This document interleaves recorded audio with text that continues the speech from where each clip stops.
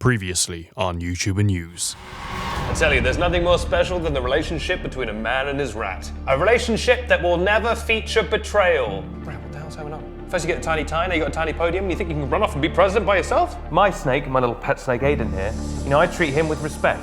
And I would never, ever think that— Aiden, not the rat! Not the goddamn filthy rat! Wouldn't this be a good way to win the 2020 nomination? Until then, have a great week. And also— oh, Jesus Christ! He's dead. He's dead. He's dead.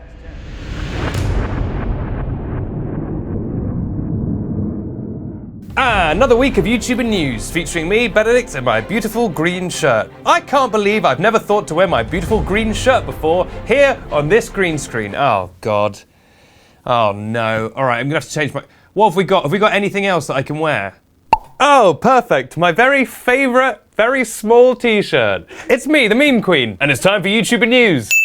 Nikki and Gabi have been called out for alleged racism. Zoe Sugg has had a smear test on camera to raise awareness. PewDiePie is being urged to sell his bathwater. And of course, there's a return of YouTuber Watch. Who will it be this week? All this plus preparations for a rat funeral on this week's edition of YouTuber News. Hosted by me, Benedict Townsend, the meme queen, and brought to you by PopBuzz, the only website that's available on land. Rat in peace, you filthy friend. But we'll get to that later.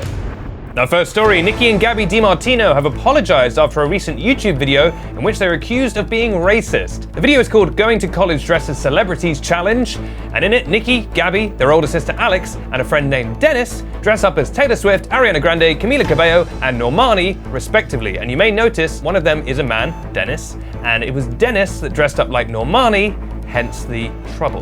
In the video, the four of them dress up and do a bunch of little skits. For example, the Camila Cabello person is shown sort of engaging in some PDA with a guy who looks like Shawn Mendes, which also annoyed some fans because everything annoys fans, trust me. Trust me. Last week I didn't talk about Dan and Phil's fish. They got a fish and people were yelling at me. That was the top comment. Why didn't you talk about the fish, Ben? Because it's a goddamn fish. That doesn't matter. You know what matters? James Charles's ass. Apparently, that's what mattered last week. I'm the meme queen. Fans called out Nikki and Gabi for using a man to play a black woman. They said that that played into a lot of negative racial stereotypes about black women. Gabi initially responded by saying that it wasn't, quote, that deep. Good response. Really nailed it there. But one fan replied, it is that deep. It's a racist trope that devalues black women. Me caring about how women like me are portrayed doesn't make me anti-LGBT, because if that was the case, then y'all should have been a mix, not just a black woman played by a man. Gabi then replied, well, I am very sorry for that stereotype. You don't have to apologize for the stereotype, Gabi. You didn't invent it, but okay. I'm very sorry for that stereotype I wasn't aware of, but by all means, like I said, he is a fan, wanted to be her, and did damn well. It simply was not that deep. Really doubling down on it not being deep. Eventually, Nikki said, quote, I think Gabi and I truly were ignorant to the situation because it didn't even cross our minds. Seeing the accusations, that are far from the truth, angered us, making us feel like we heavily had to defend ourselves because that's not what we were doing at all. Learning curve. She continued, I'm sorry. Oh, good, there's an apology. If anyone was offended, oh no. She had me in the first half, but then she did I'm sorry you were offended. That's not the same as apologizing. I'm sorry if anyone was offended that we had our talented, beautiful, and hilarious male best friend play a black woman. However, we aren't sorry for including him and welcoming him to our channel to play someone he loves. The accusations made me confused, but I'm learning. So she said, I'm sorry you're offended, but I'm not sorry I did it. So, case closed. Congratulations, everyone.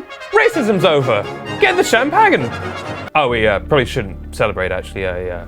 A rat died this week, but we'll get onto that in a second.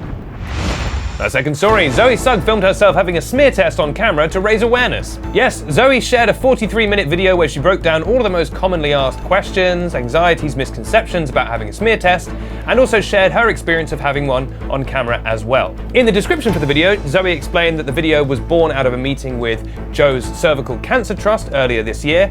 She said, quote, I wanted to do something to help encourage more women to book and attend their cervical screenings here in the UK, as statistics have shown that 1 in 4 women skip the cervical medical screening, with the proportion increasing to 1 in 3 amongst those aged 25 to 29, and 1 in 2 in more deprived regions of the UK. So Zoe is using her platform in a fantastic way here to reach potentially millions of women and to raise awareness for this vitally important thing. In case you're wondering, Zoe will be donating all the money from the ads on the video to Joe's Cervical Cancer Trust.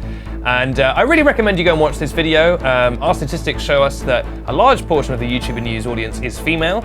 So if it's time for you to go and get a check, or if you're overdue, make sure to go and get a smear test. It's vitally important. It could save your life. And take that from me, a man who is not in any way medically qualified. But go and watch Zoe's video. It's very informative. You can find out there. Thanks. Before we get on to the vitally important story of selling PewDiePie's bathwater, I need to address the dead rat in the room. Last week on YouTuber News, the rat, presidential candidate, beloved broadcaster, was attacked and killed by a snake. The footage is too raw and horrifying for us to show you again, so here is a computer-generated artist's impression of how the attack went down. Roll the film.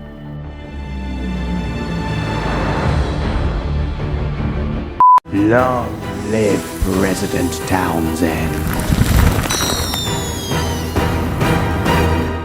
Nice work. Next time, go for Dan Howe.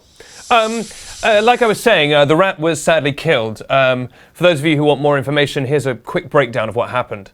Basically, after the rat was struck, I rushed to call an ambulance within a mere 40 minutes. They came, they performed CPR, AT on him, but then it was announced that he was in critical condition. He was in the hospital and they tried to revive him, but his heart stopped and he rat-lined. I then was asked to leave the hospital because I was so distraught, and I kept yelling, "I'm gonna be president, I'm gonna be president." So I've been told he's dead and he's in this tiny coffin with these tiny flowers and wearing his tiny tie, which he always loved to wear. You know, ever since that happened, yes, I have skyrocketed straight to second place in the presidential campaign, right behind Dan Howe. I didn't even want to have to address this, but there's some people out there, some haters, that are making accusations of some sort of conspiracy that I did this on purpose to get the rat out of the race, the rat race. And I just want to say, no, this was just an incredibly lucky convenience that directly benefited me only. Why on earth would I do this? So RIP the rat, love the rat, but he is dead now, and definitely not going to be any cliffhanger at the end of this episode. Keep watching.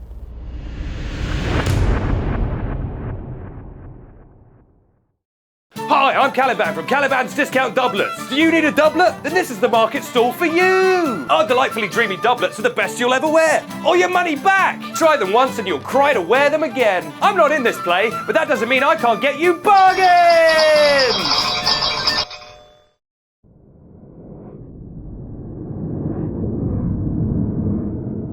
Our third story. Fans are begging Felix Schellberg, I'm going to show off that I know how to pronounce his name, Felix Schellberg, aka PewDiePie, to sell his bathwater in the style of Belle Delphine.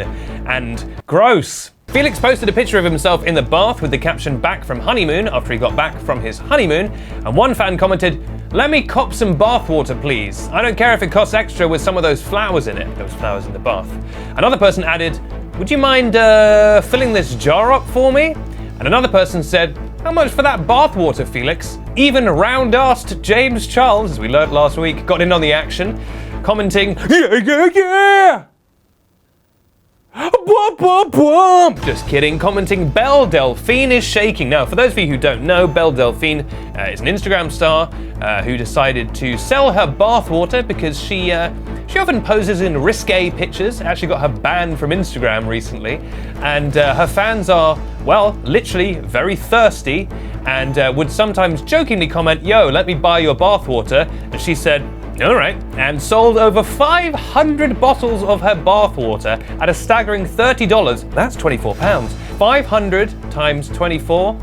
Why? That's $1 million. Now, PewDiePie clearly doesn't need the money because, as we covered on last week's episode of YouTuber News, he is the highest earning YouTuber in terms of ad revenue. As you'd expect, he has 100 million subscribers. But if he wanted a little bit of cash on the side, maybe he could sell his bathwater.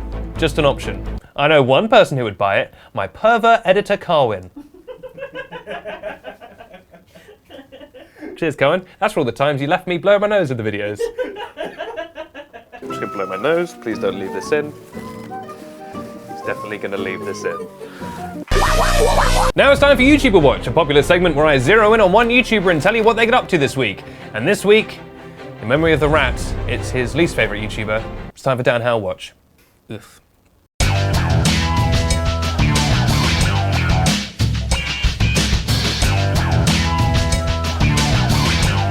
Welcome to Dan Howell Watch. I'm Vladimir Kochenko, the head of Elite Services, an assassination company that you can phone up and they'll just kill any rat you ask them to. Anyway, what's Dan been up to this week? Well, as many of you told me angrily in the comments, Dan and Phil got a fish. Or Phil got a fish. One of them got a fish. So that's what happened on Dan Howell Watch this week. They got a fish. There you go. There was no criminal with a sword. There was no adventures. You wanted me to talk about the fish? There it is. It's got gills. It's got fins. And speaking of Finn, we're done, all right? That's it. That's Dan Howell Watch. Hope you're happy. I talked about the fish. Fish was a criminal. I can take these, right? I mean, he's not going to do anything with them. He's dead. Yeah, but like, they're just going to waste on his coffin, aren't they? Yeah, it's respectful, but like, I've got a tiny vase at home that's empty. He wouldn't mind. I knew him. He wouldn't mind. He'd want me to take them. Wouldn't want me to take his wife, though. I'm Benedict Townsend. This has been YouTuber News, which airs every week on the YouTuber News YouTube channel and also Snapchat Discover and also the PopBuzz Instagram TV. It's everywhere, baby! If you enjoyed today's episode, please could you hit like. It really helps us out with algorithms and stuff. If you haven't, I'm gonna roll through. If you haven't subscribed already, please hit subscribe. It's the best way to get brand new episodes. Maybe leave some comments down below if you want to, provided they're only positive. I'll be back next week with more YouTube news, rat-based, no rat-based nonsense, because the rat, of course, is deceased. Rat in peace. I'll see you then, but in the meantime, I'm just gonna have a quick nap, but I'm sure nothing eventful will happen. Meme queen. I'm a meme queen.